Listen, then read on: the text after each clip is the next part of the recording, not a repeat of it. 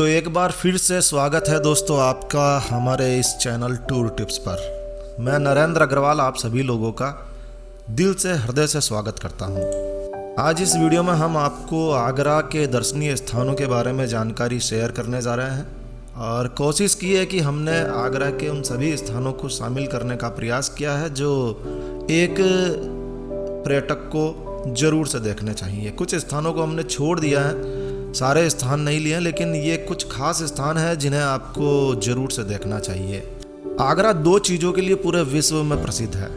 पहला आगरा का ताजमहल और दूसरा आगरा का पागल खाना। आम बोलचाल में जब कोई अति कर देता है तो लोग बोलते हैं कि इसे आगरा भेजना पड़ेगा। खैर, आगरा का ताजमहल पूरे विश्व में एक ऐसा आकर्षण है जो लाखों सैलानियों को आगरा आने के लिए मजबूर करता है। लेकिन आगरा में ताजमहल के अलावा देखने के लिए बहुत कुछ है। ताजमहल के अलावा यहाँ घूमने लायक और भी बहुत सारे दर्शनीय स्थान हैं। एक तो आगरा ऐतिहासिक शहर है और आप यहाँ के इतिहास को नज़दीक से महसूस कर सकते हैं। ये शहर यमुना नदी के तट पर बसा हुआ एक खूबसूरत शहर है और यमुना नदी से इस शहर की खूबसूरती को चार चांद लग जाते हैं। तो यदि आप आगरा घूमने जाने का कोई प्लान कर रहे हैं तो ये वीडियो आपकी पूरी मदद करेगा कि आगरा जाने पर आप कोई खास जगह ना छोड़ दें। इसकी पूरी जानकारी आपको यहाँ मिलने वाली है। तो कहने की ज़रूरत नहीं है कि इस वीडियो को पूरा अंत तक देखिएगा, क्योंकि ये वीडियो आपके लिए उपयोगी है और आपको इसे अंत तक देखना ही होगा। तो चलो फिर शुरू करते हैं।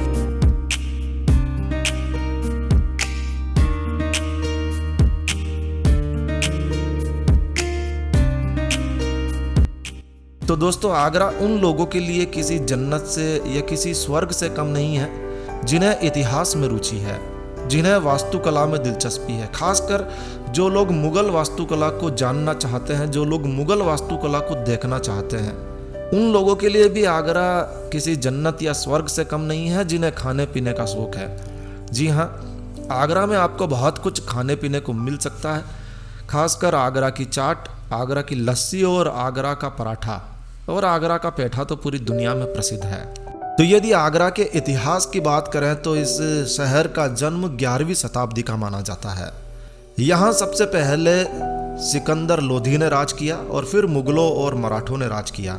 इसके बाद में अंग्रेज भारत में चले आए और अंग्रेजों ने शासन किया और अब आज यह आज़ाद भारत के सबसे बड़े शहरों में से एक है। तो आगरा घूमने जा रहे हैं तो शुरुआत ताजमहल से ही करते हैं। शहर का मुख्य आकर्षण, केंद्र बिंदु ताजमहल। ताजमहल दुनिया की सबसे सुंदर इमारतों में एक माना जाता है और सबसे सुंदर इमारतों के साथ साथ यह प्रेमियों के लिए भी कुछ खास है। पूरी दुनिया इसे प्रेम के प्रतीक के रूप में जानती है। मुगल सम्राट शाहजहां अपनी पत्नी मुमताज महल से बेइंतहा मोहब्बत करते थे और जब मुमताज महल की असामयिक मृत्यु हो गई तो वो उसे भुला नहीं पाए। तो ताजमहल के रूप में दुनिया को खूबसूरत तोहफा दिया और मुमताज महल को जिंदा रखने का प्रयास किया। ताजमहल सचमुच बहुत खूबसूरत है। ताजमहल को जीवन में एक बार तो जरूर देखना चाहिए। ताजमहल मुगल वास्तुकला का सबसे बेहतरीन उदाहरण माना जाता है और यह यूनेस्को की विश्व धरोहर में भी शामिल है। तो राजस्थान के मकराना से सफ़ेद संगमरमर को मंगाया गया। खास तौर पर सबसे बेहतरीन संगमरमर का प्रयोग इसमें किया गया है। राजस्थान के मकराना संगमरमर के प्रयोग से ताजमहल का निर्माण कराया गया था, जिसकी चमक आज भी बरकरार है। इतिहास कहता है कि ताजमहल के निर्माण में लगभग 17 वर्ष लगे थे। अब एक इमारत को बनाने में इतना समय लगा, कितनी कारीगरी इसमें की गई है वो आप वहां जाकर ही देख सकते हैं। आगरा का ताजमहल शुक्रवार के दिन पर्यटकों के लिए बंद रहता है। इस बात का आप विशेष रूप से ध्यान रखें यदि आप ताजमहल देखने जा रहे हैं। ताजमहल परिसर में ही ताज संग्रहालय भी है और यह संग्रहालय ताज की कहानी को कहता है। तो जब आप ताजमहल देखने जाएं तो ताज संग्रहालय को देखना बिल्कुल भी ना भूलें। एक तो यह ताजमहल से जुड़े तथ्यों को आपको बताता है, ताजमहल से जुड़े इतिहास को आपको बताता है। तो आप उस समय के ऐतिहासिक चीज़ों को यहाँ देख सकते हैं। ऐतिहासिक वस्तुओं को यहाँ देख सकते हैं और ताजमहल की कहानी ये अपने आप में बयां करता है। तो ये संग्रहालय सुबह 10 बजे खुल जाता है और शाम को 7 बजे तक पर्यटकों के लिए खुला रहता है। यदि आप भारत के निवासी हैं, भारत में रहने वाले हैं, तो आपको 20 रुपये एंट्री फीस यहाँ देनी होती है। लेकिन यदि आप एक विदेशी पर्यटक हैं तो 750 रुपये आपको यहाँ देने होते हैं। तो यह संग्रहालय ताजमहल परिसर में ही है, आपको कहीं जाना नहीं है, तो इसे देखना बिल्कुल भी ना भूलें। चलो ताजमहल देख लिया, तो अगला स्थान आप फतेहपुरी सीकरी जा सकते हैं। फतेहपुरी सीकरी 16वीं शताब्दी की देन है और आगरा घूमने जाएं तो फतेहपुरी सीकरी जाना बनता है। फतेहपुर सीकरी अकबर की स्थापत्य कला का एक बेहतरीन उदाहरण है और फतेहपुरी सीकरी में आपको जोधा भाई का महल देखने को मिलेगा। जामा मस्जिद यहाँ आप देख सकते हैं। बुलंद दरवाज़ा यहाँ का खास आकर्षण है। वैसे फतेहपुर सीकरी आगरा से 37 किलोमीटर 37 किलोमीटर की दूरी पर है, यानी कि आगरा में नहीं है। और फतेहपुर सीकरी देखने के लिए आप सुबह निकल सकते हैं कार से, या बहुत सारे साधन, बसें भी जाती है, वहाँ से आप जा सकते हैं। लगभग 40 मिनट में आप फतेहपुर सीकरी पहुँच जाते हैं और पूरा दिन आप यहाँ पर आनंद लीजिए। जोधाबाई का महल देखिए, बुलंद दरवाज़ा, जामा मस्जिद और भी बहुत सारी चीज़ें आपको यहाँ देखने को मिलेगी। इन सब का आनंद लीजिए और संध्या काल को वापस आप शाम को वापस आगरा आ सकते हैं। रात में आगरा विश्राम कीजिए। आपने दिल्ली का लाल किला तो देखा ही होगा, लेकिन आगरा का किला या आगरा का लाल किला भी बहुत बहुत खूबसूरत है। आगरा का लाल किला यमुना नदी के दाहिने किनारे पर स्थित है। ये एक विशाल और भव्य किला है। आगरा का लाल किला ताजमहल से कुछ ही दूरी पर है, यानी कि वॉकिंग डिस्टेंस पर है। और आप यहाँ ताजमहल देखने के बाद पैदल पैदल भी जा सकते हैं। ये किला ताजमहल से मात्र 2-2.5 किलोमीटर की दूरी पर स्थित है। यदि आप पैदल नहीं जाना चाहते हैं तो आराम से रिक्शा आपको 10-20 रुपये में ले जाता है। आगरा का किला भी यूनेस्को के विश्व धरोहर में शामिल किया गया है और आगरा का किला भी मुगल वास्तुकला के खास स्मारकों में से एक है और इसमें आपको कई भव्य इमारतें देखने को मिलेगी।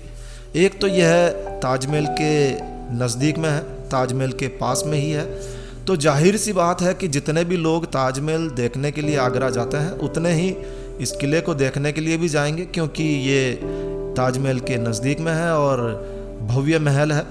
तो ये किला भी आगरा में देखे जाने वाले सबसे अधिक पर्यटन स्थलों में से एक बन जाता है। अच्छा, एक खास बात यह है कि जब आप आगरा के किले से ताजमहल को देखेंगे तो बस देखते ही रह जाएंगे, देखते ही रह जाएंगे, देखते ही रह जाएंगे। जी हाँ, आगरा के किले से ताजमहल को देखना बहुत ही अच्छा लगता है। ताजमहल का नज़ारा बहुत ही शानदार दिखाई देता है। इस किले में प्रवेश करने के लिए आपको 40 रुपये देने होते हैं, जबकि यदि आप एक विदेशी हैं तो आपको 550 रुपये की फ़ीस देनी होती है। तो यदि आप एक भारतीय पर्यटक हैं तो आराम से आप इस किले को देख सकते हैं। मात्र 40 रुपये ही आपको देना है। और यदि आपके साथ में 15 साल से कम उम्र का बच्चा है तो किले में उसकी एंट्री बिल्कुल फ्री है। और दोस्तों, आगरा के ताजमहल के बारे में आपको एक बहुत ही रोचक तथ्य बताते हैं। आगरा का ताजमहल अपने आप में स्वयं ओरिजिनल नहीं है, इसे भी कहीं से कॉपी पेस्ट किया गया है। जी हाँ, आगरा में एक छोटा ताजमहल और है जिसे इतमाद उल दौला का मकबरा कहा जाता है। कुछ लोग इसे बेबी ताजमहल भी कहते हैं। यह भी कहा जाता है कि ऐतिहासिक ताजमहल को इसी मकबरे से कॉपी पेस्ट किया गया था। जी हाँ, ये आगरा का ऐसा मकबरा है जो कि ताजमहल से पहले ही बना दिया गया था और हूबहू ताजमहल जैसा ही दिखाई देता है। और यह भी पूरी तरह से संगमरमर से बना भारत का पहला मकबरा है। तो जब ताजमहल बनाया गया था तो ताजमहल इसी से प्रेरित होकर बनाया गया था। सम्राज्ञी नूरजहां ने अपने पिता की स्मृति में यह मकबरा बनवाया था। जी हाँ, नूरजहां के पिता गियास उद दीन बेग थे, जो कि जहांगीर के दरबार में मंत्री भी रहे थे और उन्हीं की याद में उनकी पुत्री ने यह मकबरा बनवाया था। इस मकबरे में प्रवेश शुल्क मात्र 10 रुपये है, लेकिन यदि आप एक विदेशी पर्यटक हैं तो आपको 110 रुपये देने होते हैं। और सुबह 6 बजे से शाम को 6 बजे तक ये मकबरा सभी के लिए खुला है। इसी तरह से आप आगरा में अकबर का मकबरा देखने के लिए भी जा सकते हैं। वैसे यह मकबरा आगरा में नहीं है, यह मकबरा आगरा के बाहरी इलाके सिकंदरा में स्थित है। ये स्थान 119 एकड़ क्षेत्र में फैला हुआ बहुत ही खूबसूरत स्थान है और एक सुंदर बगीचे के बीच में आपको ये मुख्य मकबरा देखने को मिलता है। इस मकबरे के बारे में कहा जाता है कि इस मकबरे को अकबर ने खुद डिजाइन किया था। वाह भाई वाह। अकबर के मकबरे से लगभग 1 किलोमीटर की दूरी पर सिकंदरा में ही उनकी पत्नी मरियम उज जमानी बेगम का मकबरा भी स्थित है। तो जब आप अकबर का मकबरा देखने जाएं तो बेगम का मकबरा भी देखना बनता है। और अकबर के मकबरे तक जाने के लिए आप आगरा से कैब या ऑटो रिक्शा किराए पर ले सकते हैं, जो आपको आसानी से सिकंदरा पहुंचा देता है। ये लगभग 7-8 किलोमीटर की दूरी पर स्थित है।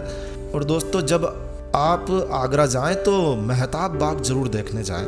यहाँ आप कुछ पल प्रकृति का आनंद ले सकते हैं। ये स्थान भी आगरा के सबसे दर्शनीय स्थानों में से एक है। मेहताब बाग सुबह 7 बजे से शाम 7 बजे तक खुला रहता है और आपके लिए यहाँ एंट्री फीस 30 रुपये लगेगी, जबकि विदेशियों के लिए एंट्री फीस 200 रुपये है। तो मन में इतना सुकून जरूर रखिए कि आपसे कम ही लिए जा रहे हैं। ये स्थान ताजमहल से 8 किलोमीटर की दूरी पर स्थित है, जहां आप रिक्शे से आसानी से पहुंच सकते हैं। ऐसा ही एक खास महल के परिसर में अंगूरी बाग भी है, जो 1637 में मुगल सम्राट शाहजहां के द्वारा बनवाया गया था। आप इसे देखने भी जरूर जाएं। यह बहुत ही खूबसूरत और ऐतिहासिक स्थान है। माना जाता है कि किसी समय में यहाँ बगीचे में हरे रंग के रसदार और रसीले अंगूर पाए जाते थे और इसीलिए इसे अंगूरी बाग भी कहा जाने लगा। इस बाग में आप 2-3 घंटे आराम से घूम सकते हैं, आनंद ले सकते हैं और बगीचे में प्रवेश के लिए आपको 40 रुपये देने होते हैं। यदि आप एक विदेशी हैं तो 510 रुपये की फ़ीस आपको चुकानी होती है।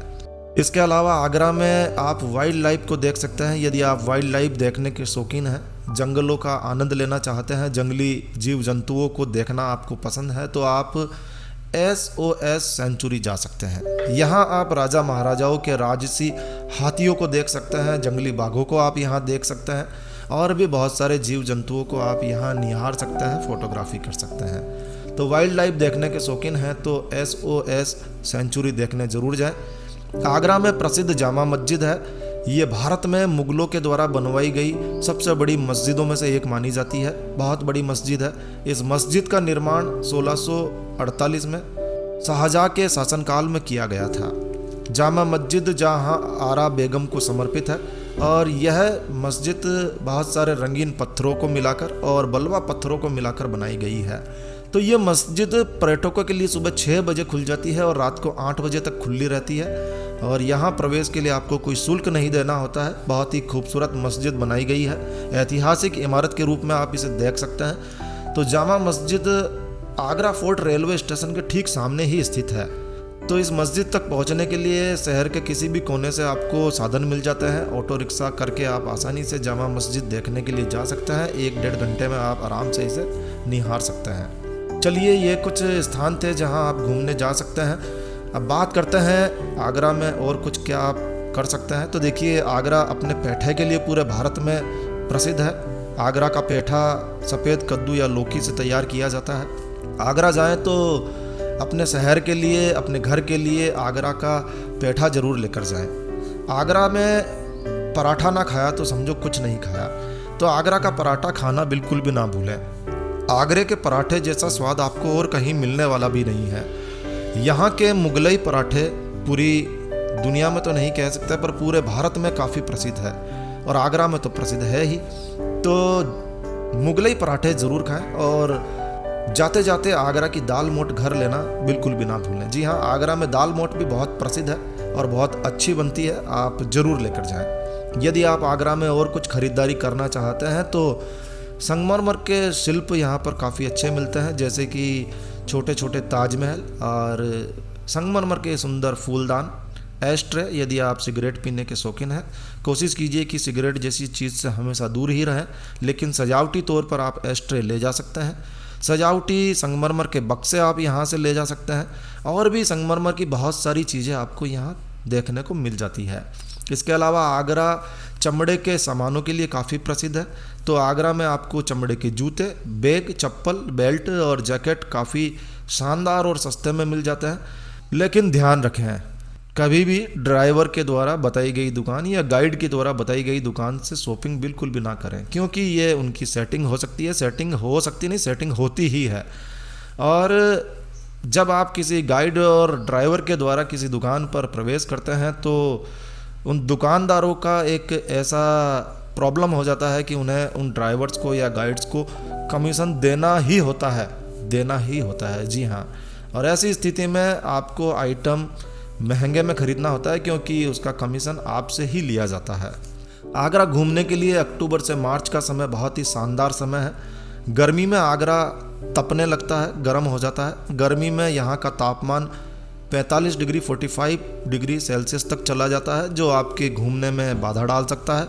और सर्दियों में यहाँ का तापमान अच्छा सा ही रहता है, मगर रात में 1 डिग्री सेल्सियस तक भी चला जाता है। तो कुछ गर्म कपड़े अपने साथ में ज़रूर से साथ रख लेना। Agra national highway 2, national highway 3 और नेशनल हाईवे 11 के साथ साथ देश के प्रमुख राष्ट्रीय राजमार्गों से जुड़ा हुआ है। रेल मार्ग भी पूरे भारत में यहाँ अच्छी तरह से जुड़ा हुआ है। आगरा में अपने खुद के साथ रेलवे स्टेशन है और आगरा में खेरिया हवाई अड्डा भी है। तो आप किसी भी मार्ग से, किसी भी साधन से आगरा बहुत ही आसानी से पहुँच सकते हैं। इसके लिए बताने की आवश्यकता नहीं है कि आगरा आप कैसे जाएँ। आगरा में घूमने के लिए बहुत कुछ है। ऐतिहासिक स्मारकों को यदि आप पूरी तरह से, अच्छी तरह से देखना चाहते हैं तो आपको आगरा में 3 दिन कम से कम रुकना होता है। 3 दिन का प्रोग्राम जरूर बनाएं। इतने दिनों में आप आगरा के सभी पर्यटन स्थलों को आराम से, आसानी से देख सकते हैं। और आनंद लेना चाहते हैं तो 4 दिन का प्रोग्राम बना लीजिए। तो दोस्तों, ये थे आगरा के कुछ दर्शनीय स्थान जो हमने हमारे इस वीडियो में कवर किए हैं। वीडियो वैसे थोड़ा लंबा हो गया है, मगर आपको अच्छा लगा होगा और रुचिकर लगा होगा। तो अपने कमेंट हमें ज़रूर छोड़ें, कमेंट करके हमें ज़रूर बताएं कि आपको ये वीडियो कैसा लगा। यदि कोई कमी लगी है तो केवल डिसलाइक करके मत जाइए। आप अपने 1 मिनट और दीजिए और हमें सुझाव दीजिए कि आपने इसमें क्या कमी देखी है, इसमें आपको क्या गलत लगा है कि आपने डिसलाइक किया। कीजिए, आप डिसलाइक कीजिए, मगर कमेंट भी कीजिए कि आपको क्या बुरा लगा है, ताकि हम सुधार कर सकें। इतनी सी मेहरबानी आपकी हो जाएगी तो अगला वीडियो और अच्छा प्राप्त होगा। तो बस इस वीडियो को यहीं विराम देते हैं दोस्तों। यह वीडियो, यह जानकारी आपको अच्छी लगी हो, यूज़फुल लगी हो तो कृपया लाइक के बटन पर ज़रूर क्लिक कीजिए। और यदि आपने हमारा ये चैनल सब्सक्राइब नहीं किया है तो कृपया चैनल सब्सक्राइब कर लीजिए, क्योंकि हम इस चैनल पर देश दुनिया के घूमने वाले स्थानों के बारे में जानकारी आपके साथ शेयर करते हैं। और यह जानकारी आपके लिए काफ़ी उपयोगी भी साबित हो सकती है। तो यदि आपने चैनल सब्सक्राइब नहीं किया है तो कृपया चैनल सब्सक्राइब कर लीजिए। तो एक नया वीडियो, एक नई जानकारी लेकर मैं आपका दोस्त नरेंद्र अग्रवाल फिर मिलूंगा। तब तक के लिए stay healthy, stay happy. Thank you for watching my video. Thanks. जय श्री राम, जय हनुमान।